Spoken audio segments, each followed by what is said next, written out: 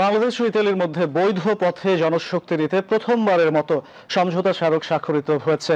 আজ রাজধানীর প্রবাসী কল্যাণ মন্ত্রণালয়ে সফররত ইতালির স্বরাষ্ট্রমন্ত্রী মাত্তেও পিয়ান্তেদোসির সাথে দ্বিপাক্ষিক বৈঠক শেষে একথা জানিয়েছেন প্রবাসী কল্যাণ ও বৈদেশিক কর্মসংস্থান উপদেষ্টা ডক্টর আসিফ নজরুল। সমঝোতা স্মারক শেষে উপদেষ্টা জানান, অন্তর্বর্তীকালীন সরকারের সময়ে এমন 6টি সমঝোতা স্মারক স্বাক্ষর হয়েছে।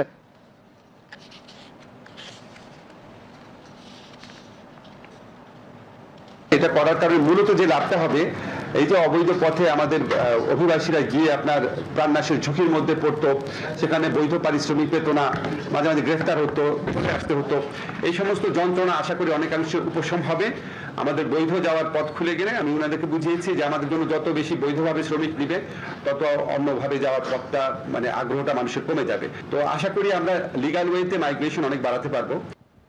এই সময় ইতালির স্বরাষ্ট্রমন্ত্রী মাত্তেও পিয়ান্তেদোসি বলেন, বাংলাদেশ ইতালির সম্পর্ক দীর্ঘদিনের।